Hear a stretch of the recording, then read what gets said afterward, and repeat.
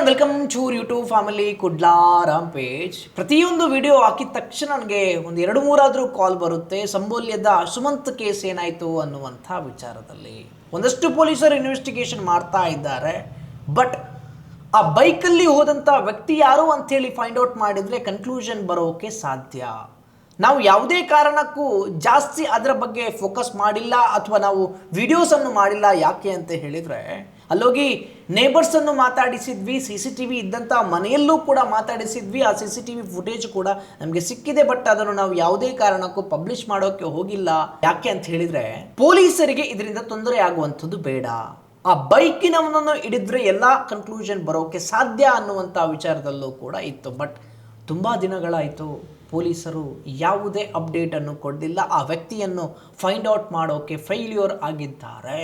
ಹೀಗಿರಬೇಕಾದ್ರೆ ನಾವಿನ್ನು ಶುರು ಮಾಡಲೇಬೇಕಾಗುತ್ತೆ. ಈ ಕೇಸನ್ನು ಜೀವಂತವಾಗಿ ಇಡೋಕೆ ನಿರಂತರವಾಗಿ ಧ್ವನಿ ಎತ್ತಲೇಬೇಕಾಗುತ್ತೆ. CID ರಚನೆ ಆಗುತ್ತೋ ಅಥವಾ CBI ಬರೀತೋ ಗೊತ್ತಿಲ್ಲ. ಬಟ್ ಸುಮಂತ್ ಸಾಯೋಕೆ ಕಾರಣ ಏನು ಅಂಥೇಳಿ ನಮ್ಗೆ ಗೊತ್ತಾಗಬೇಕು.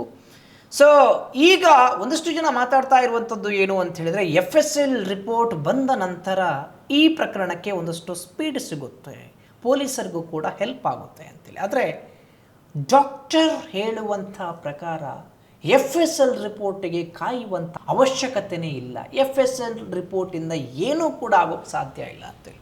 ನಮ್ಮ ಜೊತೆಗೆ ಬರ್ಬಡೋಸಿಂದ ಡಾಕ್ಟರ್ ಶುಭಾಕರ್ ಅವರು ಕೂಡ ಇದ್ದಾರೆ. ಇವರು ಏನು ಹೇಳ್ತಾರೆ, FSL ರಿಪೋರ್ಟ್ ಎಷ್ಟು ಇಂಪಾರ್ಟೆಂಟ್ ಮತ್ತು ಸುಮಂತ್ನ ಕೇಸಲ್ಲಿ ಏನೇನೆಲ್ಲ ಆಗಬೇಕಿತ್ತು ಅನ್ನುವಂಥ ವಿಚಾರದಲ್ಲಿ ಕೇಳ್ಕೊಂಡು ಹೋಗೋಣ. ಬಟ್ ಆಸ್ ಎ ಡಾಕ್ಟರ್ ಆಗಿ ನೀವು ಏನು ಹೇಳ್ತೀರಾ ಸರ್, FSL ರಿಪೋರ್ಟ್ ಅನ್ನುವಂಥದ್ದು ತುಂಬ ಇಂಪಾರ್ಟೆಂಟಾ ಇದರಲ್ಲಿ ಅಂತೇಳಿ? ನೋಡಿ ಅಜಯ್ ಅವರೇ, ಸುಮಂತ್ ಕೇಸ್ ಬಗ್ಗೆ ನಾನು ಸ್ವಲ್ಪ ಕೇಳಿಸ್ಕೊಂಡಿದ್ದೀನಿ.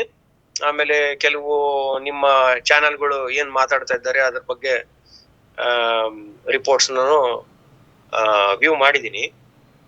ಇದರಲ್ಲಿ ಏನಾಗ್ತಾ ಇದೆ ಅಂದ್ರೆ ನೋಡಿ, FSL ರಿಪೋರ್ಟ್ ಅಂದ್ರೆ ಫಾರೆನ್ಸಿಕ್ ಸೈನ್ಸ್ ಲ್ಯಾಬ್, ಆ ರಿಪೋರ್ಟ್ ಬಗ್ಗೆ ತುಂಬಾನೇ ಕಾಯ್ತಾ ಇದ್ದಂಗೆ ಕಾಣಿಸುತ್ತೆ. ಆ ರಿಪೋರ್ಟ್ ಬರಬೇಕು, ಆ ರಿಪೋರ್ಟ್ ಬಂದ್ರೆ ಈ ಇನ್ವೆಸ್ಟಿಗೇಷನ್ಗೆ ಇನ್ನೂ ಹೆಲ್ಪ್ ಆಗುತ್ತೆ ಅಂತ ಒಂದು ಥಾಟ್ ಪ್ರಾಸೆಸ್ ಕೇಳಿ ಬರ್ತಾ ಇದೆ. ಬಟ್ ನಾನು ಏನ್ ಹೇಳ್ತೀನಿ ಅಂದ್ರೆ ನೋಡಿ, ಈ ಕೇಸಲ್ಲಿ ಅವರು ಒಂದು ಯಂಗ್ ಬಾಯ್, ಟೀನೇಜರು, ಅವ್ರ body was found floating in the well, ಅಂದ್ರೆ ಹೊಂಡದಲ್ಲಿ ಅವ್ರ ಬಾಡಿಯನ್ನು ಇವರು ಸಿಕ್ಕಿದಾಗ ಪೊಲೀಸ್ ಅವ್ರನ್ನ ಕರೆದಿದ್ದಾರೆ. ಪೊಲೀಸ್ ಅವರು ಹೋಗಿ ಇನಿಷಿಯಲ್ ಇನ್ವೆಸ್ಟಿಗೇಷನ್ ಮಾಡಿದ್ದಾರೆ, ಸೀನ್ ಆಫ್ ಕ್ರೈಮ್ ಎಕ್ಸಾಮಿನೇಷನ್ ಎಲ್ಲ ನಡೆಸ್ಕೊಂಡಿದ್ದಾರೆ, ಆಮೇಲೆ ಫೋಟೋಗ್ರಾಫ್ಸ್ ವಿಡಿಯೋಗ್ರಾಫ್ಸ್ ಎಲ್ಲ ಮಾಡಿದ್ದಾರೆ. ಅದಾದ್ಮೇಲೆ ಆಸ್ ಯೂಶುವಲ್ ಪೊಲೀಸು ಬಾಡಿನ ಫಾರೆನ್ಸಿಕ್ ಮೆಡಿಸನ್ ಡಿಪಾರ್ಟ್ಮೆಂಟ್ ಗೆ, ಅಲ್ಲಿರೋ ತಜ್ಞರು ಯಾರಿದ್ದಾರೆ ವೈದ್ಯರು, ಅವ್ರನ್ನ ಪೋಸ್ಟ್ ಮಾರ್ಟಮ್ ರಿಕ್ವೆಸ್ಟ್ ನ ಕಳಿಸ್ಕೊಟ್ಟಿದ್ದಾರೆ.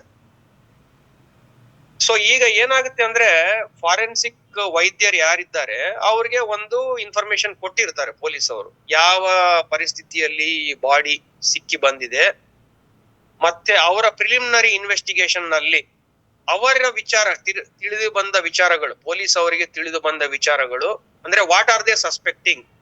R they suspecting it to be an accidental death, accidental drowning, or are they suspecting it that somebody has played a foul play, ಅಂದ್ರೆ ಆ ಹುಡುಗನ್ನ ದಬ್ಬಿದ್ದಾರೆ, ಇಲ್ದ್ರೆ ಅವನ್ನ ಬೇರೆ ರೀತಿಯಲ್ಲಿ ಕೊಂದು ಅವನ ಬಾಡಿಯನ್ನ ನೀರಲ್ಲಿ ಹಾಕಿದ್ದಾರ ಅಂತ ಅವ್ರಿಗೆ ಸಸ್ಪಿಷನ್ ಇದ್ರೆ, ಆ ಸಸ್ಪಿಷನ್ ಕೂಡ ನಮ್ಮ ವೈದ್ಯರಿಗೆ ತಿಳಿಸಿರ್ತಾರೆ.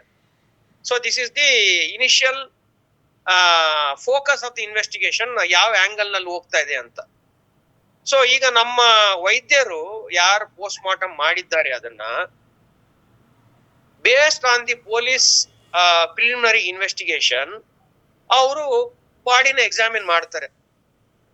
ಸೊ ಅವ್ರ ಬಾಡಿ ಎಕ್ಸಾಮಿನ್ ಮಾಡುವಾಗ ಅವ್ರು ಫಸ್ಟ್ ನೋಡೋದೇ ಏನು, ಇಂಜುರೀಸ್ ಏನಾದ್ರು ಇದೆಯಾ ಬಾಡಿ ಮೇಲೆ ಅಂತ.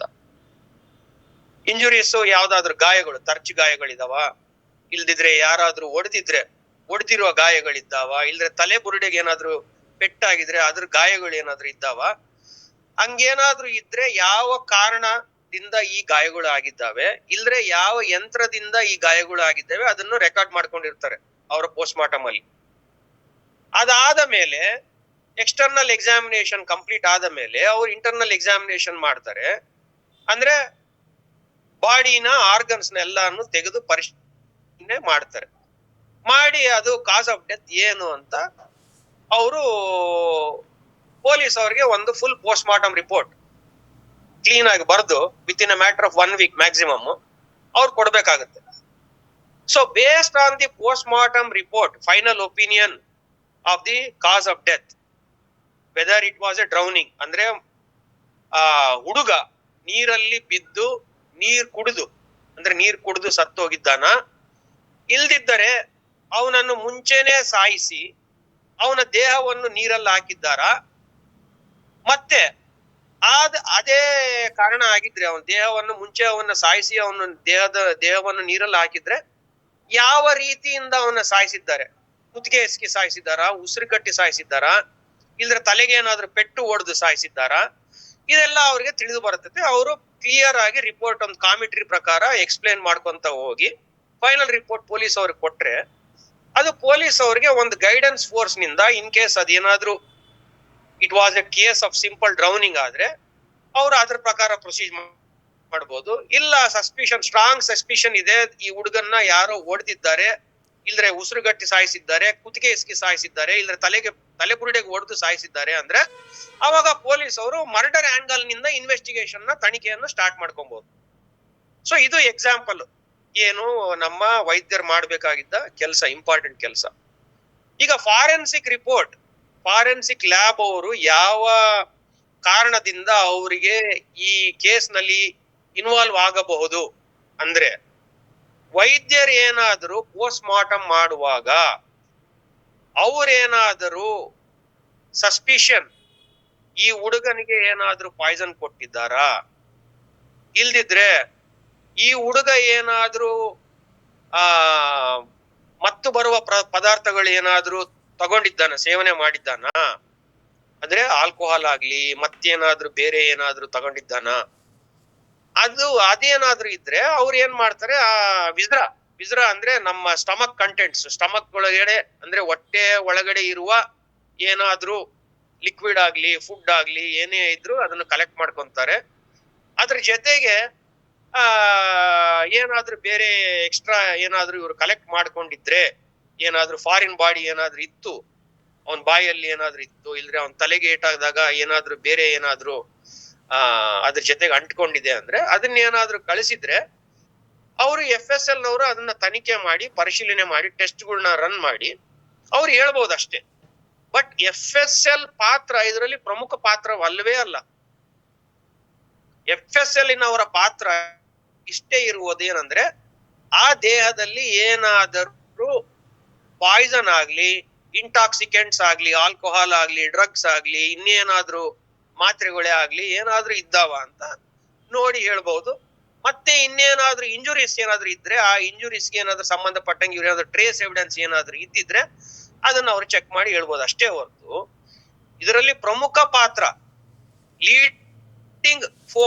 Guiding force in this investigation is purely based on post mortem examination report. So post mortem examination report ನ ಕರೆಕ್ಟ್ ಆಗಿ ಅವರು ಇಮಿಡಿಯೇಟ್ ಆಗಿ ಕೊಟ್ಬಿಟ್ರೆ this will act as a beacon for the police so they can investigate it and close the case and give closure.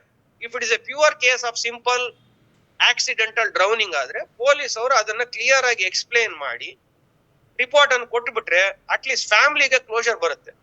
ಇದೇ important thing ನೋಡಿ ಅಜಯ್. ಇದರಲ್ಲಿ FSL report ಇದ್ದು ಅಷ್ಟು ಪ್ರಾಮುಖ್ಯತೆ ಇಲ್ವೇ ಇಲ್ಲ ಅಂತೇಳಿ ಹೇಳ್ತಾ ಇದ್ದೀರಾ ನೀವು. ಈಗ ಹೇಳುವಂಥವರು ಏನು ಹೇಳ್ತಾ ಇದ್ದಾರೆ ಅಂತ ಹೇಳಿದ್ರೆ, ಹತ್ರ ಒಂದಷ್ಟು ಪೊಲೀಸ್ ಮಾಹಿತಿಯ ಪ್ರಕಾರ FSL ರಿಪೋರ್ಟ್ ಬಂದ ನಂತರ ಈ ತನಿಖೆ ತೀವ್ರವಾಗಿ ಸಾಗೋಕ್ಕಿದೆ, ಪೊಲೀಸರಿಗೆ ಒಂದಷ್ಟು ಹೆಲ್ಪ್ ಆಗುತ್ತೆ ಅಂತೇಳಿ.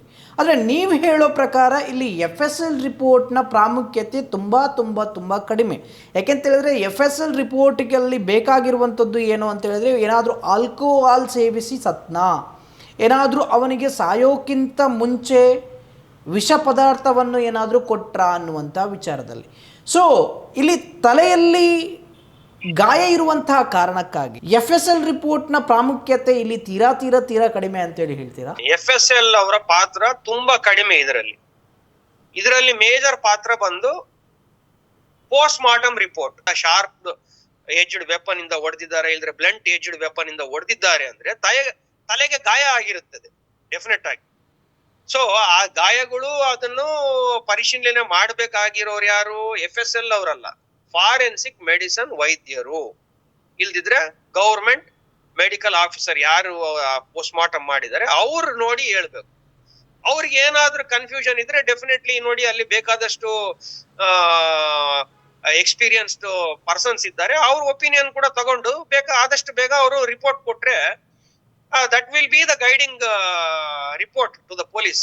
FSL report in the I don't think there is anything positive about the FSL report. FSL report cannot guide the police in this matter.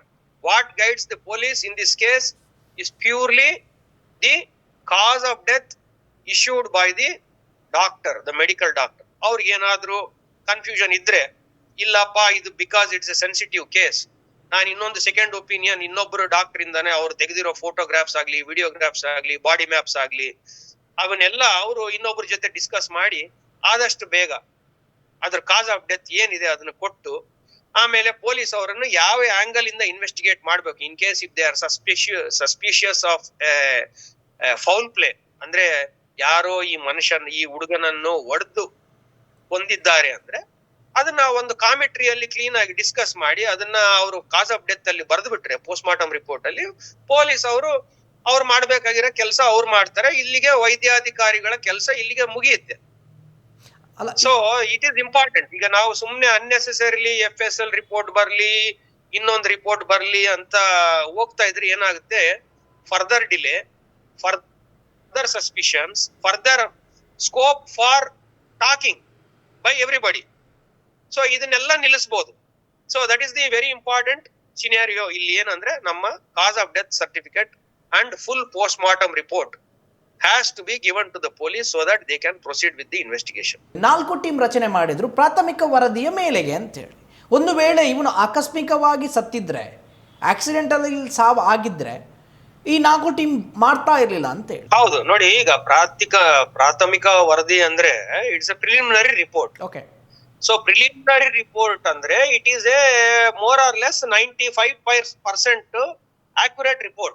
So preliminary report is a very important report because that is given with a basic idea to guide the police immediately to act in that particular case. Preliminary report alli doctor idu looks like more of a accidental drowning ಅಂತ ಅವ್ರು ಏನಾದ್ರು ಕೊಟ್ಟಿದ್ರೆ why there was a need for constituting 4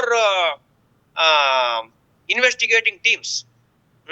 It is a waste of unnecessary manpower ಅಲ್ವಾ police ಅವರು ಕೂಡ. ಅಂದ್ರೆ ಇದರಲ್ಲಿ ಪೊಲೀಸರ ಪಾತ್ರ ಮಾತ್ರ ಅಲ್ಲ, ಡಾಕ್ಟರ್ ಪಾತ್ರ ಕೂಡ ಅಷ್ಟೇ ಪ್ರಾಮುಖ್ಯತೆ ಇದೆ ಅಂತೇಳಿ ಹೇಳ್ತೀರಾ ನೀವು? ಹೌದು, ತುಂಬಾ ಇಂಪಾರ್ಟೆಂಟ್ ಇದೆ. ಯಾಕಂದ್ರೆ ಪೊಲೀಸ್ ಅವರು ನೋಡಿ ಕ್ರೈಮ್ ಸೀನ್ಗೆ ಹೋಗಿದ್ದಾರೆ, ಕ್ರೈಮ್ ಸೀನ್ಗೆ ಹೋದಾಗ ಬಾಡಿಯನ್ನು ವಾಟರ್ ನಿಂದ ರಿಕವರ್ ಮಾಡ್ಕೊಂಡಿದ್ದಾರೆ. ಅದನ್ನು ತಗೊಂಡು ಮತ್ತೆ ಡ್ರೈ ಲ್ಯಾಂಡ್ಗೆ ಇಟ್ಟ ಮೇಲೆ ಅವನು ಆ ಹುಡುಗನ ಬಟ್ಟೆಗಳನ್ನು ಮತ್ತೆ ಹುಡುಗನ ಇದ್ರೊಳಗಡೆ ಏನಾದ್ರು ಪಾಕೆಟ್ ಅಲ್ಲಿ ಏನಾದ್ರು ಇದೆಯಾ ಅವೆಲ್ಲ ಚೆಕ್ ಮಾಡಿದ್ದಾರೆ ಅವ್ರು ಪಾಪ, ರೈಟ್?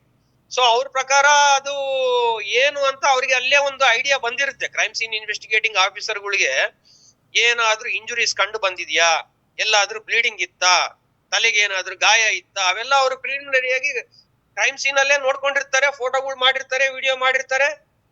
ಆಮೇಲೆ ಅಲ್ಲಿಂದ ಸುತ್ತಮುತ್ತ ಐ ವಿಟ್ನೆಸ್ ಅಕೌಂಟ್ಸ್ ಆಮೇಲೆ ಸ್ಟೇಟ್ಮೆಂಟ್ಸ್ ಎಲ್ಲ ತಗೊಂಡಿರ್ತಾರೆ, ಒಂದು ಇನ್ವೆಸ್ಟಿಗೇಷನ್ ಮಾಡಿರ್ತಾರೆ. ಆ ಇನ್ವೆಸ್ಟಿಗೇಷನ್ ರಿಪೋರ್ಟ್ ಅನ್ನು ಡಾಕ್ಟರ್ಗೆ ಡೆಫಿನೆಟ್ಲಿ ಕೊಟ್ಟಿರ್ತಾರೆ. When they have requested for the post mortem, ಅವರು ಡೆಫಿನೆಟ್ ಆಗಿ ಕೊಟ್ಟಿರ್ತಾರೆ ಅದನ್ನ ಇನ್ಫಾರ್ಮೇಶನ್ ರಿಪೋರ್ಟ್ ಡಾಕ್ಟರ್ಸ್ಗೆ. ಸೊ ಬೇಸ್ಡ್ ಆನ್ ದಟ್ ಇವ್ರು ಡಾಕ್ಟರ್ಸ್ ಮಾಡೋದೇನು, ಪೊಲೀಸ್ ಅವರು ಹೇಳುತ್ತಿರುವ ಪ್ರಿಲಿಮಿನರಿ ಇನ್ವೆಸ್ಟಿಗೇಷನ್ ಪ್ರಕಾರ ಬಾಡಿ ಹೇಳ್ತಾ ಇದೆಯಾ, ಇದೇ ಮಾಡ್ಬೇಕಾಗಿರೋ ಡಾಕ್ಟರ್ಗಳ ಕೆಲಸ, ನಮ್ಮ forensic doctors. Is it matching according to what the police are suspecting? If the police are suspecting that ಈ ಹುಡುಗನಿಗೆ ತಲೆಗಾಯಗಳಿದ್ದಾವೆ ಅಂದ್ರೆ ಅವ್ರು ಪೋಸ್ಟ್ ಮಾರ್ಟಮ್ ಅಲ್ಲಿ ನೋಡ್ತಾರೆ ಬಾಡಿಯಲ್ಲಿ ಇದೆಯಾ ಇಲ್ಲ, ಈ ಹುಡುಗಂದು ಏನೋ ರಕ್ತ ಕಂಡು ಬಂತ ಅಷ್ಟೇ ಮೂಗಿಂದ. ಈಗ ನೋಡಿ ಡ್ರೌನಿಂಗ್ ಅಲ್ಲಿ ಆಗ್ಲಿ ಇದ್ರಲ್ಲಿ ಏನಾದ್ರೂ ರಕ್ತ ಬಂದಿರ್ಬೋದು ಮೂಗಿಂದ ಆಗ್ಲಿ ಇದರಿಂದ. ಅದೇನಾದ್ರೂ ಹಿಂದ್ಗಡೆ ಹೋಗಿ ಅದೇನಾದ್ರೂ ಅಕ್ಯುಮುಲೇಟ್ ಆಗಿದ್ಯಾ?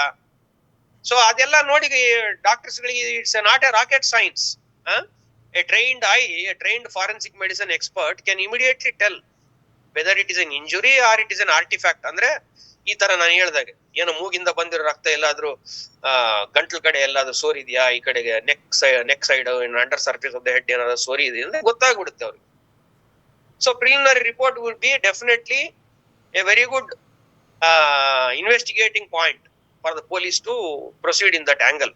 ಪೊಲೀಸ್ನವರು ಒಂದಷ್ಟು ಪುಷ್ ಮಾಡ್ತಾ ಇದ್ದಾರೆ, ಅಥವಾ ಇದುವರೆಗೂ ಆರೋಪಿಯನ್ನು ಪತ್ತೆ ಹಚ್ಚೋಕೆ ಆಗಿಲ್ಲ ಅಂತ ಹೇಳಿದ್ರೆ ಏನರ್ಥ? FSL ರಿಪೋರ್ಟಿಗೆ ಕಾಯ್ತಾ ಇದ್ದಾರೆ ಅನ್ನುವಂಥ ಮಾಹಿತಿ ಕೂಡ ಸಿಗ್ತಾ ಇರುವಂಥದ್ದು. ಇದರ ಅರ್ಥ ಏನು ಅಂತ ಹೇಳಿ ವಾಟ್ ಐ ಕ್ಯಾನ್ ಅಂಡರ್ಸ್ಟ್ಯಾಂಡ್ ಅಂದ್ರೆ the clarity in the cause of death ಅಂದ್ರೆ clarity in the post mortem report ಸರಿಯಾಗಿ ಪೊಲೀಸ್ ಅವರಿಗೆ ತಿಳಿಸ್ಲಿಕ್ಕೆ ಅವರು ಆಗಿಲ್ಲ.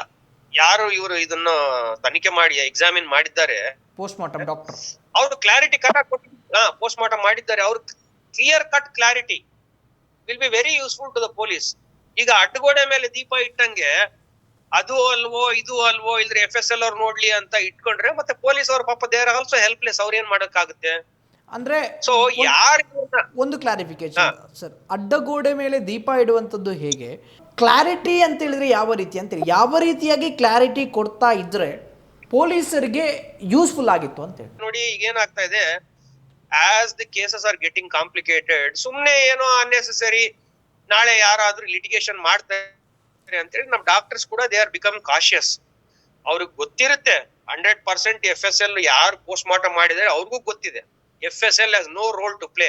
ಬಟ್ ಸ್ಟಿಲ್ ಏನ್ ಮಾಡ್ತಾ ಇದ್ದಾರೆ ಅಂದ್ರೆ ಈಗ just to be on the safer side, ಇರ್ಲೀಗಲೇ ಹೋಗ್ಲಿ, ನಾಳೆ ಯಾರಾದ್ರೂ ಕ್ವಶನ್ ಕೇಳ್ತಾರಪ್ಪ, ನೀವ್ ಯಾಕೆ FSL ಕಳಿಸಿಲ್ಲ ಸ್ಟಮಕ್ ಕಂಟೆಂಟ್ಸ್, ನೀವ್ ಯಾಕೆ ಬ್ಲಡ್ ನ ಕಳಿಸಿಲ್ಲ ಅಂದ್ರೆ ಕಳಿಸ್ಬಿಡೋಣ ಅಂತ ಕಳಿಸಿರ್ತಾರೆ. ಅವ್ರಿಗೂ ಗೊತ್ತಿದೆ ಆಲ್ರೆಡಿ FSL ಇಂದ ಏನು ಬರೋದೇ ಇದರಿಂದ ಏನು ಪ್ರಯೋಜನ ಇಲ್ಲ, ಉಪಯೋಗ ಇಲ್ಲ ಅಂತ ಗೊತ್ತಿರುತ್ತೆ. ಆದ್ರೆ ಕೂಡ ಒಂದು ಟಿಕ್ ಬಾಕ್ಸ್ ಪ್ರೊಸೀಜರ್ ತರ ಮಾಡಿರ್ತಾರೆ. ಬಟ್ ನಾನ್ ಹೇಳೋದು ಏನಂದ್ರೆ, ಅಡ್ಡಗೋಡೆ ಮೇಲೆ ದೀಪ ಅಂದ್ರೆ FSL ರಿಪೋರ್ಟ್ ಬರ್ಲಿ, ಇದ್ರೆ FSL ರಿಪೋರ್ಟ್ ಬರ್ಲಿ, ಅದ್ ಬಂದ್ಮೇಲೆ ನಾನು ಫೈನಲ್ ರಿಪೋರ್ಟ್ ಕೊಡ್ತೀನಿ ಅನ್ನೋದು ಅದು it is creating more confusion. So FSLಗೆ ಇವನ ಬಾಡಿಯಿಂದ ಏನೇನೆಲ್ಲ ಕಳಿಸಿರ್ಬೋದು ಸರ್? ನೋಡಿ, ನಾರ್ಮಲ್ ಆಗಿ ಹೊಟ್ಟೆ ಒಳಗಿರುವ ಸ್ಟಮಕ್ ಕಂಟೆಂಟ್ಸ್, ಅವನೇನಾದ್ರೂ ಊಟ ಮಾಡಿದ್ರೆ ಒಳಗಡೆ ಊಟ ಇರ್ಬೋದು, ಇಲ್ಲ ಅಂದ್ರೆ ಏನಿದೆಯೋ ನೀರ್ ಕುಡ್ದಿದ್ರೆ ನೀರ್ ಇರುತ್ತೆ. ಡ್ರೌನಿಂಗ್ ಅಲ್ಲಿ ಏನಾದ್ರು ಒಂದೊಂದ್ಸತಿ ನೀರ್ ಕುಡಿತಾರೆ ಜನ, ಆ ನೀರ್ ಏನಾದ್ರೂ ಇದೆಯಾ? ಬಟ್ ನೋಡಿ, ನೀರಿಗೆ ಆ ಬಾವಿಯಿಂದ ಬಂದಿರುವ ನೀರು, ಇವನ್ ಹೊಟ್ಟೆ ಒಳಗಿರುವ ನೀರು ಒಂದೇ, ಅವೆಲ್ಲ ನೋಡಿ ಅವೆಲ್ಲ ಸುಮ್ನೆ ಥಿಯರಿಟಿಕಲ್ ಥಿಂಗ್ಸ್. ಅದರಿಂದ ಏನು ಪ್ರಯೋಜನ ಬರಲ್ಲ. ಆ ಬಾವಿಯಿಂದ ದಿನ ಅವ್ರ ಮನೆಗೆ ತಗೊಂಡೋಗಿ ಅದೇ ನೀರ್ ಕುಡಿತಾ ಇರ್ಬೋದು ಅಲ್ವಾ? ಸೊ ಅದರಿಂದ ಏನು ಪ್ರಯೋಜನ ಬರಲ್ಲ. ಸೊ FSL ನವರು ಹೇಳುವುದು ಇದೆಷ್ಟೇ, ಏನಾದ್ರೂ ಇಂಟಾಕ್ಸಿಕೆಂಟ್ಸ್ ಇದೆಯಾ, ಏನಾದ್ರೂ ಏನಾದ್ರೂ ಆಲ್ಕೋಹಾಲ್ ಇದೆಯಾ, ಇಲ್ದ್ರೆ ಏನಾದ್ರೂ ಪಾಯ್ಸನ್ಸ್ ತಗೊಂಡಿದ್ರು. ನೋಡಿ, ಕೆಲವು ಕೇಸಸ್ ಅಲ್ಲಿ ಮುಂಚೆ ಈ ಸೂಯಿಸೈಡಲ್ ಕೇಸಸ್ ನಲ್ಲಿ ನಾವು ನೋಡ್ತಾ ಇದ್ವಿ. ಮುಂಚೆ ಏನ್ ಮಾಡ್ತಾ ಇದ್ದಂದ್ರೆ, ಕೆಲವರು ಪಾಯ್ಸನ್ ಕುಡಿದು ಆಮೇಲೆ ನದಿಗೆ ಹಾರ್ತಾ ಇದ್ರು. ಅಂದ್ರೆ ಅವರು ಡಬಲ್, ಅಂದ್ರೆ ಅಯ್ಯೋ ನಾನು ಪಾಯ್ಸನ್ ಕುಡ್ದ ಮೇಲೆ ಸತ್ತು ಹೋಗ್ತೀನೋ ಇಲ್ಲೋ ಗೊತ್ತಿಲ್ಲ, ಬಟ್ ನಾನು ಸಾಯ್ಲೇಬೇಕು ಅಂತ ಪಾಯ್ಸನ್ ಕುಡ್ದು ನದಿಗೆ ಹಾರೋರು. ಇಂಜುರಿ ಟ್ರೇಸ್ ಅಂತ ಹೇಳಿ ಹೇಳಿದ್ರಿ ಸರ್, ಅದೇನು ಇಂಜುರಿ ಟ್ರೇಸ್ ಅಂದ್ರೆ? ನೋಡಿ, ಈಗ ಏನಾದ್ರೂ ಇವರು ಒಂದ್ ಯಾವ್ದೋ ಸುತ್ತಿಗೆ ತಗೊಂಡು ಹೊಡೆದಿದ್ದಾರೆ ಅನ್ಕೊಳ್ಳಿ ಒಂದ್ ತಲೆಗೆ. ಸೊ ಅವನು ಹೊಡೆದಾಗ ಅದು ಒಳಗ್ ಹೋಗಿರುತ್ತೆ ಅಲ್ಲ, ನೋಡಿ ಅದೇ ಪ್ಯಾಟರ್ನ್ ಇಂಜುರಿ ಆಗಿರುತ್ತೆ. Skull depression fracture of the skull, ಆ ಟೈಪ್ ಏನಾದ್ರೂ ಆಗಿದೆ ಅಂದ್ರೆ ಇವ್ರು ಏನಾದ್ರು FSL ನವರು ಸ್ಪೆಷಲ್ ಆಗಿ ಏನಾದ್ರು ಇಟ್ಟಿದಾರ ಆ ಟೈಪ್ ಏನಾದ್ರು ಮ್ಯಾಚ್ ಮಾಡ್ಲಿಕ್ಕೆ ಅಂತವೇನಾಗಿದ್ರೆ ಅವರು ಹೇಳ್ಬೋದಷ್ಟೇ. ಈ ತರ ಯಂತ್ರನೇ ಇರ್ಬೋದು. ಡಾಕ್ಟರ್ ಹೇಳ್ತಿರೋದು ಇದೇನಾದ್ರು ಸುತ್ತಿಗೆ ಟೈಪ್ ರೌಂಡ್ ಆಬ್ಜೆಕ್ಟ್ ಇಂದ ಹೊಡೆದಿದ್ದಾರೆ, ಏನೋ ಸಿಕ್ಕಲ್ ಟೈಪ್ ಏನಾದ್ರು ಹೊಡೆದಿದ್ದಾರೆ ಅಂದ್ರೆ ಅದಕ್ಕೆ ಏನಾದ್ರು ಫ್ರಾಕ್ಚರ್ ಆಗಿದ್ರೆ ಹೌದು, ಇವ್ರು ನಮ್ಗುನು ಅದೇ ಪ್ರಕಾರ ನಾವು ಎಕ್ಸಾಮಿನ್ ಮಾಡಿದೀವಿ ಅಂತೇಳಿ. ಬಟ್ FSL ನವ್ರ ಪಾತ್ರ ತುಂಬಾ ಕಡಿಮೆ ಇದೆ ನನ್ನ ಪ್ರಕಾರ. ಲಂಗ್ಸ್ ಅಲ್ಲಿ ಸ್ವಲ್ಪ ನೀರು ಹೋಗಿದೆ ಅನ್ನುವಂಥ ವಿಚಾರದಲ್ಲಿ ಇದು ಯಾವ ಕಾರಣಕ್ಕಾಗಿ ಹೋಗಿರ್ಬೋದು ಅಂತೇಳಿ. ಮುಳುಗಿ ಸತ್ರೆ ಈ ರೀತಿಯಾಗಿ ಹೋಗುತ್ತಾ, ಅಥವಾ ಮುಳುಗಿ ಸತ್ರೆ ಅವನಿಗೆ ಈಜೋಕ್ಕೂ ಕೂಡ ಬರೋದಿಲ್ಲ ಸ್ಪೆಷಲ್ ಆಗಿ, ಒಂದು ವೇಳೆ ಕಾಲ್ಜಾರಿ ಮುಳುಗಿ ಸತ್ರೆ ಆಕ್ಸಿಡೆಂಟಲಿ ಸಾವಾಗಿದ್ರೆ ಏನೇನೆಲ್ಲ ಆಗ್ಬೇಕಿತ್ತು ಸರ್, ಬಾಡಿಯಲ್ಲಿ ಏನೇನೆಲ್ಲ ಇರಬೇಕಿತ್ತು? ಯಾರಾದ್ರೂ ಬೈ ಚಾನ್ಸ್ ಈಜು ಬರ್ಲಾರ್ದ ಮನುಷ್ಯ ಸಡನ್ ಆಗಿ ನೀರಲ್ಲಿ ಬಿದ್ದ ಅಂತ ತಿಳ್ಕೊಳ್ಳಿ, ರೈಟ್? ಅವ್ರು ಬಿದ್ದಾಗ ಏನಾಗುತ್ತೆ, first of all water is cold. Early morning 4:30 ಅಂದ್ರೆ ಕೋಲ್ಡ್ ಆಗಿರುತ್ತೆ ವಾಟರ್. ಸೊ ಅಂತ ನೀರಲ್ಲಿ ಸಡನ್ ಆಗಿ ಯಾರಾದ್ರೂ ಬಿದ್ರೆ ಏನಾಗುತ್ತೆ, ಸಡನ್ ಆಗಿ ಮನುಷ್ಯ ರಿಯಾಕ್ಟ್ ಆಗ್ತಾನೆ, sudden exposure to cold water. ಆಮೇಲೆ ಬಾಡಿ ಒಳಗೆ ಹೋದಾಗ ಅವರು ದೇಹ ಒಳಗೋಗುತ್ತೆ, ಒಳಗೋದಾಗ ಡೈರೆಕ್ಟ್ ಆಗಿ ನೀರು ಮೂಗಲ್ಲಿ ಹೋಗುತ್ತೆ, ಕಿವಿಯಲ್ಲಿ ಹೋಗುತ್ತೆ. ಆಮೇಲೆ sudden feeling of the body skin to the cold water, that itself causes a lot of confusion to the person who has gone inside the water.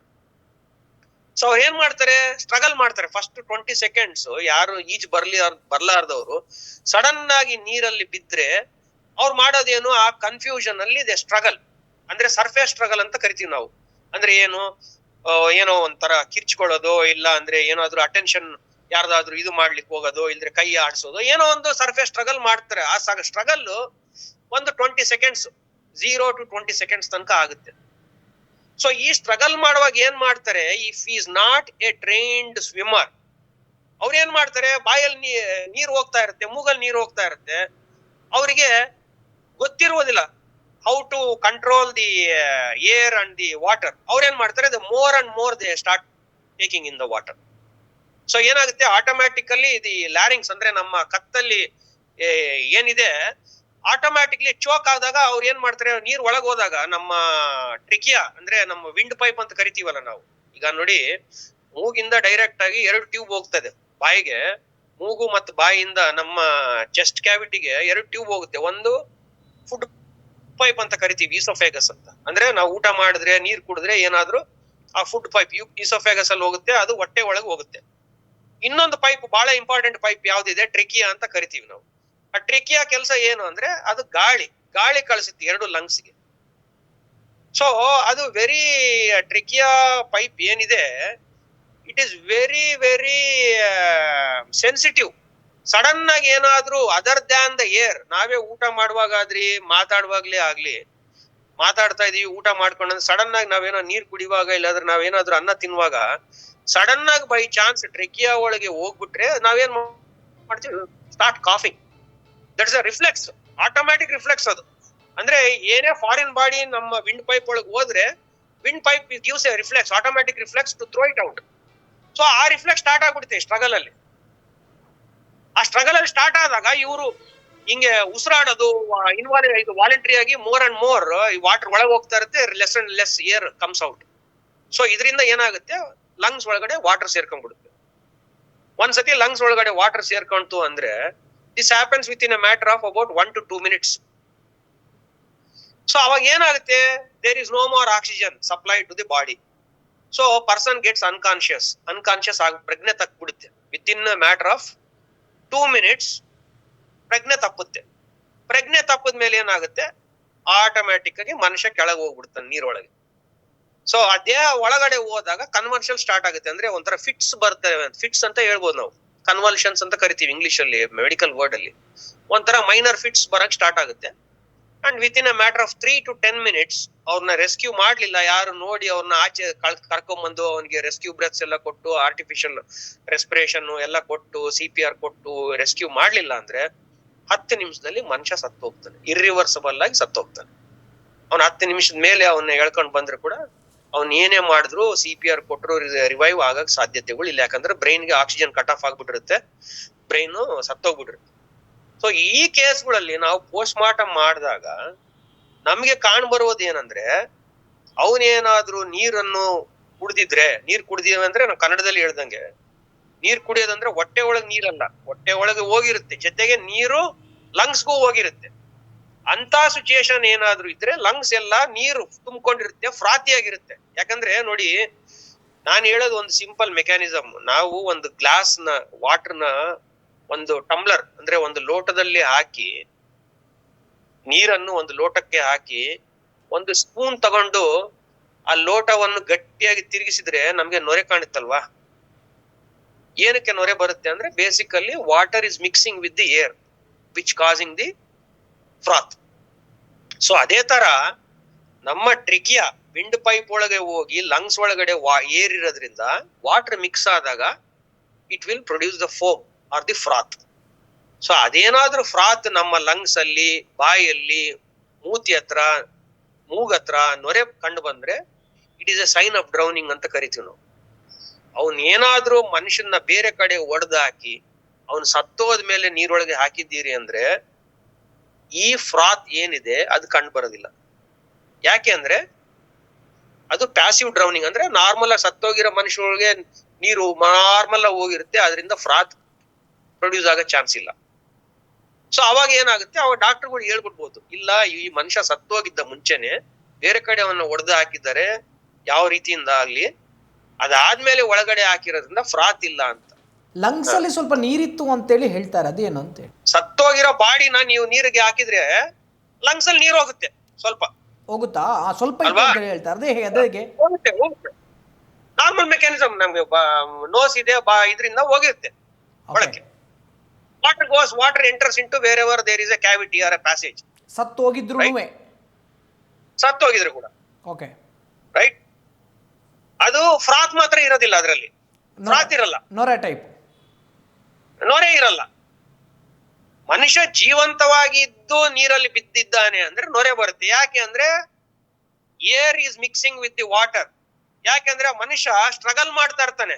ಒಂದು ವೇಳೆ ನೀರು ಹೋಗಿದ್ರೆ ಸರ್, ಆ ಲಂಗ್ಸ್ ನಾರ್ಮಲ್ ಆಗಿ ಏನು 800 ಗ್ರಾಮ್ 500 ಗ್ರಾಮ್ ಇರುತ್ತೆ, ನೀರಿದ್ರೆ ಅದು 1 kg ವರೆಗೂ ಹೋಗುತ್ತೆ ಅಂತೇಳಿ ಏನೋ ಕೇಳ್ಪಟ್ಟೆ ಸರ್, ಅದು ಏನದು? ನೋಡಿ, ಇದನ್ನ ಏನಂತಾರೆ ನಮ್ಮ ಫಾರೆನ್ಸಿಕ್ ಟರ್ಮಿನಾಲಜಿನಲ್ಲಿ ವಾಟರ್ ಬಲೂನ್ಡ್ ಲಂಗ್ಸ್ ಅಂತ ಕರಿತೀವಿ ನಾವು. ಹೆಲ್ತಿ ಅಡಲ್ಟ್ ಮೇಲ್ ಅಂದ್ರೆ 18 year ಪ್ಲಸ್ ಇರುವ healthy adult, depending upon is size and physical built, 800 grams ತನಕ ಲಂಗ್ಸ್ ಇರ್ತವೆ. Right lung and left lung may be ಒಂದು 50 grams ಆ ಕಡೆ ಈ ಕಡೆ ಡಿಫ್ರೆನ್ಸ್ ಇರ್ಬೋದು ರೈಟ್ ಅಂಡ್ ಲೆಫ್ಟ್ ಲಂಗ್ ಅಲ್ಲಿ. So depending upon is athletic built and all that 800 grams ತನಕ ಇರುತ್ತೆ ಲಂಗ್ ವೆಯ್ಟ್ ಹೆಲ್ತಿ ಅಡಲ್ಟ್ ಅಲ್ಲಿ. ಅದೇ ಅಡಲ್ಟ್ ಏನಾದ್ರೂ ನೀರು ಕುಡ್ದ ಅಂದ್ರೆ ಡ್ರೌನಿಂಗ್ ಆಗಿ ಸತ್ರೆ, ಅವನ್ ಲಂಗ್ಸ್ ಒಳಗಡೆ ನೀರು ಹೋಗಿದ್ರೆ ಏರ್ ಇರೋದಿಲ್ಲ, ಲಂಗ್ಸ್ ಬಲ್ಕಿ ಆಗ್ಬಿಡ್ತವೆ, ಅಂದ್ರೆ ತುಂಬಾ ಗಟ್ಟಿ ಆಗ್ಬಿಡ್ತೇವೆ. ನಮ್ಮ ಬೆಲೂನ್ ಒಳಗಡೆ ನೀರು ಯಾವ ತರ ಆದಾಗ ಬೆಲೂನ್ ನಿಮ್ಗೆ ಯಾವ ತರ ನೋಡಿ, ಬೆಲೂನ್ ಒಳಗಡೆ ನೀವು ಗಾಳಿ ಊದಿ ಮೇಲೆ ಬೆಲೂನ್ ನ ಮುಟ್ಟಿದ್ರೆ ಎಷ್ಟು ಸಾಫ್ಟ್ ಆಗಿರುತ್ತೆ, ಅದೇ ಬೆಲೂನ್ಗೆ ನೀವು ಒಂದು ಸಿರೆಂಜ್ ತಗೊಂಡು ಫುಲ್ ನೀರ್ ಹಾಕಿದ್ಮೇಲೆ ಅದೇ ಬೆಲೂನ್ ನೀವು ತೂಕ ಮಾಡಿದ್ರೆ, ನೀವು 1 ಲೀಟರ್ ನೀರ್ ಹಾಕಿದ್ರೆ 1 ಲೀಟರ್ ತೋರಿಸುತ್ತೆ, 2 ಲೀಟರ್ ನೀರ್ ಹಾಕಿದ್ರೆ 2 ಲೀಟರ್ ತೋರಿಸುತ್ತೆ, ಆಮೇಲೆ ಗಟ್ಟಿ ಆಗ್ಬಿಡುತ್ತೆ. ಸೊ ಅದನ್ನೇ ಅಂತಾರೆ ವಾಟರ್ ಬೆಲೂನ್ ಲಂಗ್ಸ್ ಅಂತ ಕರಿತೀವಿ ನಾವು. ಅದನ್ನ ಸ್ಪಂಜ್ ತರ ಇರುತ್ತೆ normal lung, spongy, because it's only having air. ಅದೇನಾದ್ರೂ ವಾಟರ್ ತಗೊಂತು ಅಂದ್ರೆ ಒಂಥರ ನಮ್ಮ ಲಿವರ್ ಟೈಪ್ ಗಟ್ಟಿಗೆ ಆಗ್ಬಿಡುತ್ತೆ. ಓಕೆ. ಸೊ ಅದಕ್ಕೆ ತೂಕ ಮಾಡ್ತಾರೆ. ಅದಕ್ಕೆ ಎವ್ರಿ ಆರ್ಗನ್ ನಾವು ಇವ್ರು ಪೋಸ್ಟ್ ಮಾರ್ಟಮ್ ಮಾಡುವಾಗ ಪ್ರತಿಯೊಂದು ಆರ್ಗನ್ ನ ತೆಗಿತಾರೆ, ನೋಡ್ತಾರೆ, ತೂಕ ಮಾಡ್ತಾರೆ, ತೂಕ ಮಾಡಿದ್ಮೇಲೆ ಕಟ್ ಮಾಡ್ತಾರೆ. ಕಟ್ ಮಾಡುವಾಗ ನೀರು ಇದ್ದಿರ ವಾಟರ್ ಬೆಲೂನ್ ಲಂಗ್ ಆಗಿದ್ರೆ ಕಟ್ ಮಾಡುವಾಗ ಲಂಗ್ ನ ನೀರು ಆಚೆಗೆ ಬರುತ್ತೆ. ಸೊ ಅದರಿಂದ ಈಸಿಯಾಗಿ ಡಾಕ್ಟರ್ಗಳು ಬಹಳ ಈಸಿಯಾಗಿ ಹೇಳ್ಬಿಡ್ಬೋದು ಇದು ಡ್ರೌನಿಂಗ್ ಡೆತ್ ಅಲ್ವಾ ಅಂತ, ಬೈ ಪ್ರಾಸೆಸ್ ಆಫ್ ಎಕ್ಸ್ಕ್ಲೂಷನ್. ಜೀವ ಇದ್ದು ನೀರೊಳಗಡೆ ಬಿದ್ರೆ ಹೊಟ್ಟೆ ಒಳಗೆ ನೀರು ಹೋಗುತ್ತಾ ಸರ್? ಹೋಗುತ್ತೆ. ಯಾಕಂದ್ರೆ ಮನುಷ್ಯ ಈ ಸ್ವಿಮ್ಮಿಂಗ್ ಮಾಡ್ಲಿಕ್ಕೆ ಬರ್ಲಾರ್ದ ಮನುಷ್ಯ ಏನ್ ಮಾಡ್ತಾನೆ, ನೀರ್ ಬಾಯಿ ಒಳಗೆ ಹೋಗ್ತಿದ್ದಂಗೆನೆ ಆ ಚೋಕಿಂಗ್ ರಿಫ್ಲೆಕ್ಸ್ ಗೆ ಬಾಯಿ ಮೂಗು ತೆಗಿತಾರಲ್ಲ, ಸೊ ಆದಷ್ಟು ನೀರು ಕುಡಿಯಕ್ ಸ್ಟಾರ್ಟ್ ಮಾಡ್ಬಿಡ್ತಾರೆ. ಹೊಟ್ಟೆ ಒಳಗೂ ಹೋಗುತ್ತೆ, ನಮ್ ಲಂಗ್ಸ್ ಒಳಗೂ ಹೋಗ್ಬಿಡುತ್ತೆ. ಓಕೆ. ಜಾಸ್ತಿ ಅದಕ್ಕೆ ನಾವು ಇಲ್ಲಿ ನೀರ್ ಕುಡ್ದು ಸತ್ತೋಗಿದ್ದಾನೆ ಅಂದ್ರೆ ಇದೇ ಅರ್ಥ ಅದು. Okay okay okay. ಅಂದ್ರೆ ಇಲ್ಲಿ ಲಂಗ್ಸ್ ಅಲ್ಲಿ ನೀರಿದೆ, ಹೊಟ್ಟೆಯಲ್ಲಿ ನೀರಿಲ್ಲ ಅಂತೇಳಿ ಕೇಳ್ಪಟ್ಟೆ. ಸೊ ಹಾಗಾಗಿ ನಾನು ಹೇಳೋದೇನಂತ ಹೇಳಿದ್ರೆ ಅದೇ ನೀವು ಹೇಳಿರುವಂಥ ಪ್ರಕಾರ. ಸೊ ನೊರೆ ಇಲ್ಲ ಅಂತೇಳಿ ಅನಿಸುತ್ತೆ ನನಗೆ. ಸೊ ವಿಚ್ ಮೀನ್ಸ್ ಅವನು ಡೆಡ್ ಬಾಡಿ ನೀರೊಳಗೆ ಬಿದ್ರೂ ಒಂದು ಲಂಗ್ಸಿಗೆ ಒಂದಷ್ಟು ವಾಟರ್ ಹೋಗುತ್ತೆ ಅಂತೇಳಿ. ಸೊ ಅದೇ ಆಗಿರ್ಬೋದು ಅಂತೇಳಿ ಇಲ್ಲೂ ಕೂಡ ಆಗಿದೆ. ಹಂಗೇನಾದ್ರೂ ಆ ಆಂಗಲ್ ಇಂದ ಇವ್ರು ಏನಾದ್ರೂ ವೈದ್ಯಾಧಿಕಾರಿಗಳು ಪೊಲೀಸ್ ಅವ್ರನ್ನ ಗೈಡ್ ಮಾಡ್ತಾ ಇದ್ದಾರೆ ಅಂದ್ರೆ ಅದೇ ಕಾರಣಗಳು ಇರ್ಬೋದು. ನೊರೆ ಇಲ್ಲ, ಏಟ್ಗಳಿದ್ದಾವೆ ಬೇರೆ ಕಡೆ, ತಲೆಗೇನೋ ತಲೆಬುರುಡೆಗೆ ಏಟಿದೆ, ಅಲ್ಲಿ ಬ್ಲೀಡಿಂಗ್ ಆಗಿದೆ, ಆಗ್ಲೇ ಮುಂಚೆನೆ ಆ ಹುಡುಗ ಬೇರೆ ಕಡೆ ಸತ್ತೋಗಿದ್ದಾನೆ, ಸತ್ತ ಮೇಲೆ ಅವನ ಒಳಗಡೆ ಹಾಕಿದ್ದಾರೆ ಅಂದ್ರೆ ಅದೆಲ್ಲ ಪ್ರಾಸೆಸ್ ಆಫ್ ಎಕ್ಸ್ಕ್ಲೂಷನ್ ಇವ್ರು ಮಾಡಿರ್ತಾರೆ. ಸೊ ಆ ಕಾರಣಗಳಿಂದನೇ ಇವ್ರು ಪೊಲೀಸ್ ಅವ್ರಿಗೆ ಹೇಳಿರ್ಬೋದು. ಅದೇ ರೀಸನ್ಗೋಸ್ಕರ ಇವ್ರು ನಾಲ್ಕು ತಂಡಗಳನ್ನ ನೇಮಕ ಮಾಡ್ಕೊಂಡು ಇನ್ವೆಸ್ಟಿಗೇಷನ್ ಮಾಡ್ತಾ ಇರ್ಬೋದು. ರೀಸೆಂಟ್ ಕೇಸ್ ಬಗ್ಗೆ ನಿಮ್ಗೆ ಹೇಳಲಿಕ್ಕೆ ಇಷ್ಟಪಡ್ತೀನಿ. ಏನಾಗಿದೆ, ಟೂ ಫ್ರೆಂಡ್ಸ್ ಒಂದು 40-year-old ಫ್ರೆಂಡ್ಸ್, ಇಬ್ರು ಒಳ್ಳೆ ಸೈಕ್ಲಿಂಗ್ ಮಾಡೋ ಫ್ರೆಂಡ್ಸ್, ಒಳ್ಳೆ ಫಿಶರ್ಮನ್ಗಳು, ಒಳ್ಳೆ ಸ್ವಿಮ್ಮರ್ಸ್, ಎಕ್ಸ್ಟ್ರಾರ್ಡಿನರಿ ಸ್ವಿಮ್ಮರ್ಸ್. ಅವ್ರಿಬ್ರು ಕೆಲಸ ಏನಪ್ಪಾ ಅಂದ್ರೆ, ಈ ಲಾಬ್ಸ್ಟರ್ ಅಂತ ಗೊತ್ತಲ್ಲ ನಿಮ್ಗೆ, ಲಾಬ್ಸ್ಟರ್ ಅಂತ ಕರಿತೀವಿ ನಾವು ಕನ್ನಡದಲ್ಲಿ. ಅದನ್ನ ಲಾಬ್ಸ್ಟರ್ ನ ಏನಂತ ಗೊತ್ತಿಲ್ಲ ನನಗೆ. ಅದು ಬಹಳ ಟೇಸ್ಟಿ ಆಗಿರುತ್ತೆ, ನಮ್ಮ ಪ್ರಾನ್ಸ್ ತರ ದೊಡ್ಡ ಸೈಜ್. ಸೊ ಆ ಲಾಬ್ಸ್ಟರ್ಸ್ ಏನು ಅಂದ್ರೆ, ಅವು ಸ್ಪೆಷಲ್ ಏನು ಅಂದ್ರೆ, ಅವು ಈಜಾಡಲ್ಲ. ಅವು ಓಷನ್ ಡೆಪ್ತ್ ಅಲ್ಲಿ ಫ್ಲೋರ್ ಇರುತ್ತೆ ನೋಡಿ, ಅಲ್ಲಿ ಕ್ರಾಲಿಂಗ್ ಮಾಡ್ತಾ ಇರ್ತಾವ ಮಣ್ಣಲ್ಲಿ. ಸೊ ನಿಮ್ಗೆ ಗೊತ್ತು, ಪ್ರಾಣಿ already very expensive, nearly 1000 to 1500 ಇರುತ್ತೆ, depending upon the size and quality of the prawn KG ಇಂಡಿಯಾದಲ್ಲಿ, ಮಂಗಳೂರಲ್ಲಿ ಆಗ್ಲಿ ಎಲ್ಲೇ ಆಗ್ಲಿ. ಅದೇ ನಿಮ್ ಲಾಬ್ಸ್ಟರ್ ಆದ್ರೆ ಬರೀ ಒಂದು ಲಾಬ್ಸ್ಟರ್ಗೆನೆ ನಿಮ್ಗೆ 1000, 2000, 3000 depending upon the size and ಇದು ಸಿಗುತ್ತೆ. ಯಾರೇ ಆಗ್ಲಿ ಲಾಬ್ಸ್ಟರ್ ಸಿಕ್ಕಿದೆ ಅಂದ್ರೆ ಅವ್ರು ಏನ್ ಮಾಡ್ತಾರೆ, ಫಿಶರ್ ಮ್ಯಾನ್ಗಳು ಅದನ್ನ ಹಿಡ್ಕೊಂಡು ಹೋಗಿ 5 star ಹೋಟೆಲ್ಗಳಿಗೆ ಡಾಲರ್ಸ್ ಅಲ್ಲಿ ಮಾರಿ ದುಡ್ಡು ಮಾಡ್ಕೊಂತಾರೆ. ಒಂದು ಲಾಬ್ಸ್ಟರ್ಗೆನೆ $50-60 ಕೊಡ್ತಾರೆ. ಅವತ್ ದಿನಕ್ಕೆ ಅವ್ರು ಒಂದು 5-6 ಲಾಬ್ಸ್ಟರ್ ಹಿಡಿದಿದ್ದಾರೆ ಅನ್ಕೊಳ್ಳಿ, $300-500 ಮಾಡ್ಕೊಂಡ್ಬಿಡ್ಬೋದು ಅವ್ರು. ಬಟ್ ಇದ್ರಲ್ಲಿ ಒಂದೇ ಕ್ಯಾಚ್ ಏನಿದೆ ಅಂದ್ರೆ, ಲಾಬ್ಸ್ಟರ್ಗಳು ಫಿಶಿಂಗ್ ಮಾಡೋದ್ರಲ್ಲಿ ನೆಟ್ ಅಲ್ಲಿ ಹಾಕಿದಾಗ ಫಿಶ್ ಮಾಡೋ ತರ ಸಿಗಲ್ಲ, ನೆಟ್ಗೆ ಹಾಕಿದ್ರೆ ಸಿಗಲ್ಲ. ಅದಕ್ಕೆ ನೀವು ಡೈವ್ ಮಾಡ್ಬೇಕು.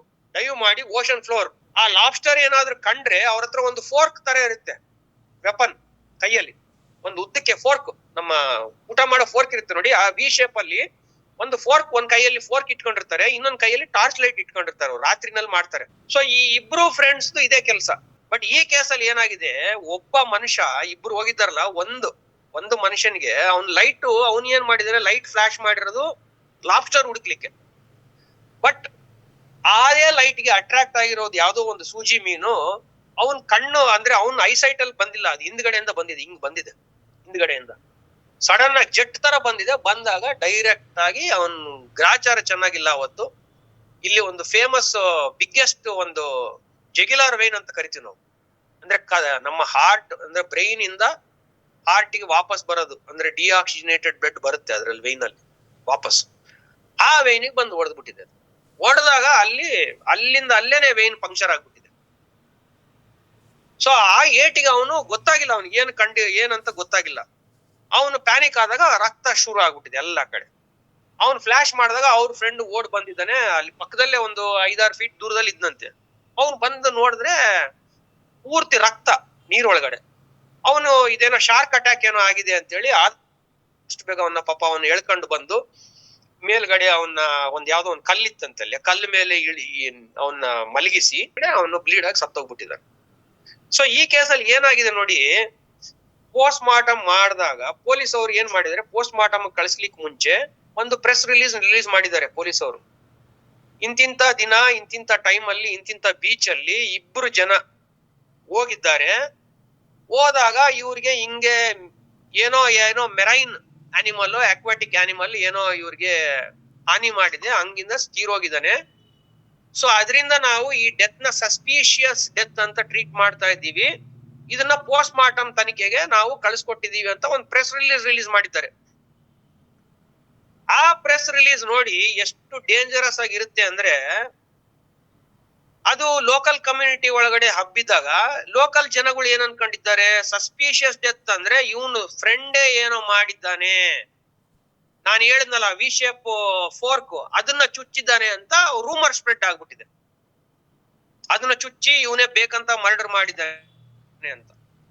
ಸೊ ನಾನು ಹೋಗಿ, ಅದು ಬೇರೆ ಕಡೆ ಇನ್ನೊಂದು ಐಲ್ಯಾಂಡ್ಗೆ ಹೋಗ್ಬೇಕಾಗಿತ್ತು, 1 ವಾರ ಮೇಲೆ ಟೈಮ್ ತಗೊಂತು. ನಾನು ಹೋಗಿ ಆ ಕೇಸ್ನ ಮಾಡಿದಾಗ ಕ್ಲೀನ್ ಆಗಿ ಕಂಡು ಬಂದಿದ್ದು ಒಂದೇ ಒಂದು ಏಟ್ ಇಲ್ಲಿತ್ತು, ಟೇರ್ ಆಗಿದೆ, ವೈನ್ ಟೇರ್ ಆಗಿದೆ. ಸ್ವಲ್ಪ ಬಾಯಲ್ಲಿ ನೊರೆ ಇದೆ, ಸ್ವಲ್ಪ ಬ್ಲಡ್ ಮತ್ತೆ ನೊರೆ ಇದೆ ಸ್ವಲ್ಪ ಬಾಯಲ್ಲಿ. ಒಳಗಡೆ ರೈಟ್ ಲಂಗ್ ಅಲ್ಲಿ 2 ಲೀಟರ್ ಬ್ಲಡ್ ಸೇರ್ಕೊಂಡಿದೆ, ಅಂದ್ರೆ ಆ ಬ್ಲಡ್ ಒಳಗಡೆನೆ ಡ್ರೈನ್ ಆಗ್ಬಿಟ್ಟಿದೆ. 2 ಲೀಟರ್ ಲಂಗ್ ಚೆಸ್ಟ್ ಲಂಗಲ್ಲ ಚೆಸ್ಟ್ ಕ್ಯಾವಿಟಿಲಿ 2 ಲೀಟರ್ ಬ್ಲಡ್ ಸಿಕ್ಕಿದೆ ನನಗೆ. ಸೊ ಅದೆಲ್ಲ ಆಯ್ತು, ಎಲ್ಲ ನೋಡಿದೆ, ಎಲ್ಲ ಮಾಡಿ ಆಮೇಲೆ ಅವ್ರ ಫ್ರೆಂಡ್ನು ಮಾತಾಡ್ಸಿದ್ದೆ ನಾನು. ಪೊಲೀಸ್ ಅವ್ರನ್ನ ಹೇಳ್ದೆ, ಇಲ್ಲ ಅವ್ರ ಫ್ರೆಂಡ್ ಕರ್ಕೊಂಡ್ ಬಂದು ನಾನು ಮಾತಾಡ್ಬೇಕು ಅಂದ್ರೆ ಅವ್ರು ಎಕ್ಸ್ಪ್ಲೈನ್ ಮಾಡ್ಕೊಂತ ಬಂದ್ರು. ನನಗ್ ಗೊತ್ತಿಲ್ಲಲ್ಲ ಲಾಬ್ಸ್ಟರ್ ನ ಯಾವ ತರ ಹಂಟ್ ಮಾಡ್ತಾರೆ, ಇವ್ರು ನೈಟ್ ಅಲ್ಲಿ ಯಾಕೆ ಹೋಗಿದ್ರು, ಟಾರ್ಚ್ ಯಾಕೆ ಹಾಕಿದ್ರು, ಸೂಜಿ ಮೀನ್ ಏನು ಅಂತ ನನಗೆ ಗೊತ್ತಿಲ್ಲ. ಆಮೇಲೆ ಸೂಜಿ ಮೀನ್ ಅಲ್ಲಿ ಲೋಕಲ್ ಮಾರ್ಕೆಟ್ಗೆ ಹೋಗಿ, ಸೂಜಿ ಮೀನು ಬಹಳ ಜನ ತಿನ್ನಲ್ಲ, ಯಾಕಂದ್ರೆ ಮುಳ್ಳು ಜಾಸ್ತಿ ಇರುತ್ತೆ, ತುಂಬಾ ಕಡಿಮೆ ತಿಂತಾರಂತೆ. ಮಂಗಳೂರು ಕಡೆನೂ ಸಿಗುತ್ತೆ ಸೂಜಿ ಮೀನು. ಆ ಸೂಜಿ ಮೀನು ಒಂದು ನೋಡಿ ಅದ್ರದ್ದು ಎಷ್ಟು ಉದ್ದ ಇರುತ್ತೆ, ಹೆಂಗಿರುತ್ತೆ ಎಲ್ಲ ನೋಡಿ, ಅದು ಹೊಡೆದ್ರೆ ಈ ಟೈಪ್ ಇಂಜುರಿ ಆಗುತ್ತಾ, ಇಲ್ದ್ರೆ ಫೋರ್ಕಲ್ ಹೊಡೆದ್ರೆ 2 ಇಂಜುರಿ ಆಗ್ಬೇಕಲ್ಲ, ಒಂದೇ ಆಗುತ್ತಾ, ಅದನ್ನೆಲ್ಲಾನು ಪರಿಶೀಲನೆ ಮಾಡಿ ಇವ್ರ ಜೊತೆ ಪೊಲೀಸ್ ಅವ್ರದ್ದು ಸ್ಟೋರಿ ಅವ್ರದೂನು ತಗೊಂಡು, ಅವನ್ ಫ್ರೆಂಡ್ ಸ್ಟೋರಿನೂ ತಗೊಂಡು, ಡೆಡ್ ಬಾಡಿ ಏನ್ ಹೇಳ್ತಾ ಇದೆ ಫೈಂಡಿಂಗ್ಸ್ ಅದನ್ನು ತಗೊಂಡು, ಮೂರನ್ನು ತಗೊಂಡು ಇಮಿಡಿಯೇಟ್ ಆಗಿ ನಾವು ಒಂದು ಕಾಸ್ ಆಫ್ ಡೆತ್ ನ ಫಾರ್ಮುಲೇಟ್ ಮಾಡಿ ಇಮಿಡಿಯೇಟ್ ಆಗಿ ಅವತ್ತೇ ರಿಲೀಸ್ ಮಾಡಿದೀವಿ. ನೆಕ್ಸ್ಟ್ ಡೇ ಮಾರ್ನಿಂಗ್ ಪೊಲೀಸ್ ಅವರು ಹೌದು ಪೋಸ್ಟ್ ಮಾರ್ಟಮ್ ಆಗಿದೆ, ಇಂತಿಂತ ಡಾಕ್ಟರ್ ಬಂದು ಮಾಡಿದ್ದಾರೆ, ಕಾಸ್ ಆಫ್ ಡೆತ್ ಸೂಜಿ ಮೀನ್ ಹೊಡೆದಿರೋದ್ರಿಂದ ಸತ್ತಿರುವುದು ಅಂತ ಹೇಳಿದ್ರಂತ ಪ್ರೆಸ್ ರಿಲೀಸ್ ಮಾಡಿದ ಮೇಲೆ ಆ ಮನುಷ್ಯ ರಿಲೀಫ್ ಬಂದಿದೆ ಅವ್ರ ಫ್ರೆಂಡ್. ಯಾಕಂದ್ರೆ ಆಲ್ರೆಡಿ ಅವ್ರು ಪೂರ್ತಿ ಹಳ್ಳಿಯಲ್ಲಿ ಇವನು ಕೊಲೆಗಾರ ಇವನು ಫ್ರೆಂಡ್ ನ ಇದು ಮಾಡಿದಾನೆ ಅಂತ ಹೇಳಿ ಅವನ್ಗೆ ತುಂಬಾ ಹಿಂಸೆ ಕೊಟ್ಬಿಟ್ಟಿದ್ರು. ಸೊ ನಾನು ಹೇಳೋದೇನಂದ್ರೆ ಈ ಸ್ಟೋರಿಯಿಂದ the importance of the time factor. ಯಾವುದೇ ಡೆತ್ ಅಲ್ಲೂ the importance of time factor. ಒಂದು ಇನ್ವೆಸ್ಟಿಗೇಷನ್ ಲೀಡ್ ಮಾಡ್ಲಿಕ್ಕೆ, ಇನ್ನೊಂದು ಆದಷ್ಟು ಬೇಗ ಕ್ಲೋಜರ್ ಕೊಡ್ಲಿಕ್ಕೆ. So that is the importance of the forensic medicine expert, leading the investigation in the right path, and secondly also bringing closure if it is required. ಅಡ್ಡಗೋಡೆ ಮೇಲೆ ದೀಪ ಇಟ್ಟು FSL ಅವ್ರನ್ನ ಮಧ್ಯದಲ್ಲಿ ತಗೊಂಬಂದು FSL ರಿಪೋರ್ಟ್ ಕಾಯ್ತಾ ಇದ್ದೀವಿ ಅಂತ ಹೇಳೋದು ತುಂಬಾ ಹಾನಿಕರ. ಪೊಲೀಸ್ ಅವ್ರಿಗೂ ಹಾನಿಕರ, ಅಲ್ಲಿರೋ ಜನಗಳಿಗೂ ಹಾನಿಕರ, ಅವರ ಕ್ಲೋಸ್ ರಿಲೇಟಿವ್ಸ್, ತಂದೆ ತಾಯಿ, ಅಣ್ಣ ತಮ್ಮ, ಅಕ್ಕ ತಂಗಿ ಅವ್ರಿಗೂ ತುಂಬಾ ಹಾನಿಕರ. ಡಿಲೇ ಆಗ್ತಾ ಇದ್ದಷ್ಟು ಅನ್ಫಾರ್ಚುನೇಟ್ಲಿ ಪ್ರಾಬ್ಲಮ್ ಕ್ರಿಯೇಟ್ ಆಗ್ತಾ ಇದೆ, ಸೊಲ್ಯೂಷನ್ ಬರ್ತಾ ಇಲ್ಲ ಇದರಲ್ಲಿ. Thank you sir. ನಮಸ್ಕಾರ, thank you very much. So ಇದಿಷ್ಟು ಶುಭಕರ್ ಅವರು ಕೂಡ ಮಾತಾಡಿರುವಂತಹ ಮಾತು. ಅಂತ ಹೇಳಿದ್ರೆ ಇವರು ಹೇಳೋ ಪ್ರಕಾರ FSL ರಿಪೋರ್ಟ್ಗೆ ಕಾಯುವಂಥ ಅವಶ್ಯಕತೆನೇ ಇಲ್ಲ ರೀ. ಪ್ರಾಥಮಿಕ ವರದಿಯಲ್ಲಿ ಏನೇನೆಲ್ಲ ಕೊಡೋಕ್ಕಾಗುತ್ತೆ ಅದನ್ನೆಲ್ಲವನ್ನು ಕೂಡ ಕೊಟ್ಟಿರ್ತಾರೆ ಡಾಕ್ಟರ್ಸ್ಗಳು ಅಂತೇಳಿ ಒಂದು ಬೆಸ್ಟ್ ಎಕ್ಸಾಂಪಲ್ ಕೊಟ್ಟರು ಅವರು. ಆ ಮೀನನ್ನು ಹಿಡಿಯೋಕೆ ಹೋದಂಥ ಸಮಯದಲ್ಲಿ ಯಾವ ರೀತಿಯಾಗಿ ಜನರು ತಿಳ್ಕೊಂಡಿದ್ರು, ಯಾವ ರೀತಿಯಾಗಿ ಪೊಲೀಸರು ಸ್ಟೇಟ್ಮೆಂಟನ್ನು ಕೊಟ್ಟಿದ್ರು, ನಂತರ ಯಾವ ರೀತಿಯಾಗಿ ಅವನ ಸಾವಾಯಿತು ಅನ್ನುವಂಥ ವಿಚಾರದಲ್ಲಿ. ಸೊ ಇಲ್ಲಿ ಬರೀ ಪೊಲೀಸರು ಮಾತ್ರ ಅಲ್ಲ, ಡಾಕ್ಟರ್ಸ್ಗಳು ಕೂಡ ಕೆಲಸ ಮಾಡಬೇಕಾಗುತ್ತೆ. ಡಾಕ್ಟರ್ಸ್ಗಳು ಅಚ್ಚುಕಟ್ಟಾಗಿ ಕೆಲಸ ಮಾಡಿದರೆ ಖಂಡಿತವಾಗ್ಲೂ ಪೊಲೀಸರಿಗೂ ಕೂಡ ಈಸಿ ಆಗುತ್ತೆ ಫೈಂಡ್ ಔಟ್ ಮಾಡೋಕೆ ಯಾವ ರೀತಿಯಾಗಿ ಸತ್ತ ಅಂತೇಳಿ. ಈ ಪ್ರಕರಣವನ್ನು ಜೀವಂತವಾಗಿ ಇಡೋಕೆ ಎಪಿಸೋಡನ್ನು ಮಾಡ್ತಾನೆ ಇರ್ತೀವಿ. ಸುಮಂತ್ನ ಸಾವಿಗೆ ಕಾರಣ ಏನು ಅಂಥೇಳಿ ಗೊತ್ತಾಗುವವರೆಗೆ.